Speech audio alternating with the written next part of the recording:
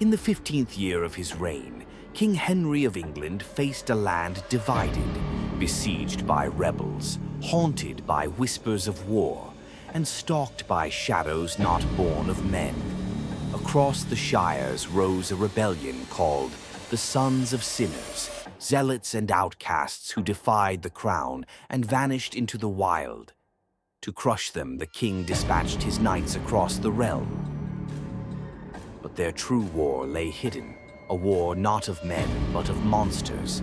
For England, like all Christendom, was beset by a darker plague, the war with the undead. Vampire clans had long crossed our borders, building courts in the shadows, feeding upon the living beneath veils of civility and silk. Some lived as nobles among men, their thirst restrained. Others served darker masters. They sought to expand their kind through unholy ritual, invoking a being they called the Lord of Dark, a god older than kingdoms, hungering for pure souls. And between our world and theirs lay a veil, a spiritual forest, a threshold where the living and the eternal might cross if they dared.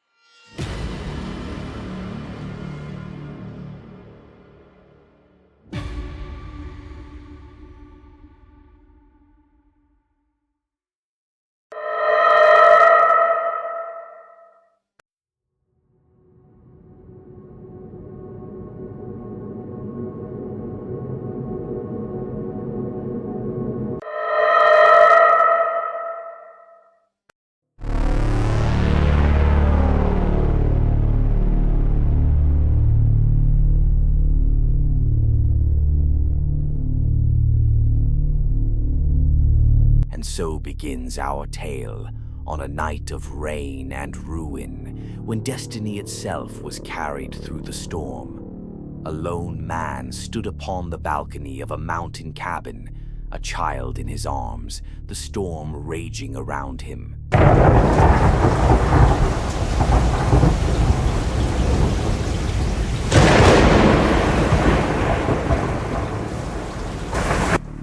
His eyes shone blue as ice, ancient, unblinking, as though he already knew the task that fate had written for him.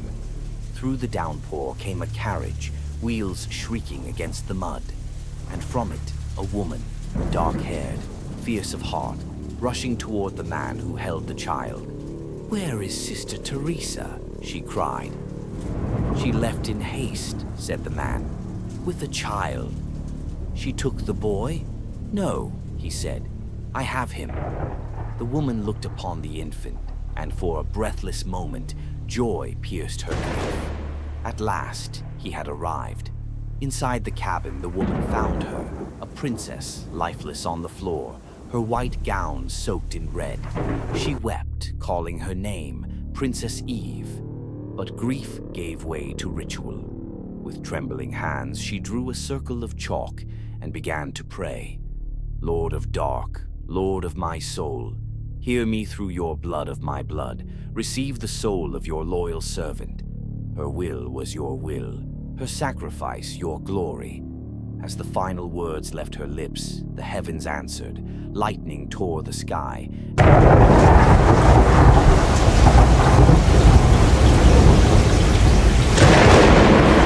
And the roof ignited in fire. The man appeared again, clutching the child, but the woman, pinned beneath flame and timber, cried out, "Go! Take him to the monastery. He is our only hope, our savior." And with one final glance he obeyed, vanishing into the storm with the infant in his arms. But the fire did not consume all. Amidst the burning ruin, the air grew cold, and the flames bent to something unseen. From the darkness came a shape, cloaked and vast, eyes like white suns within a hood of night. The woman trembled, whispering only, "My lord." The shadow leaned over the dead princess. A plume of black smoke rose from her chest, twisting upward, drawn into the unseen. And with it, a whisper of eternity. When dawn came, the storm had died. The cabin lay in ruin, ash upon stone, silence upon grief. And somewhere beyond the mountains, a carriage rolled on, carrying a child born of both night and light. Thus began the age of blood and ash, when the veil between life and death trembled, and a child's cry echoed through the kingdoms of men and monsters alike,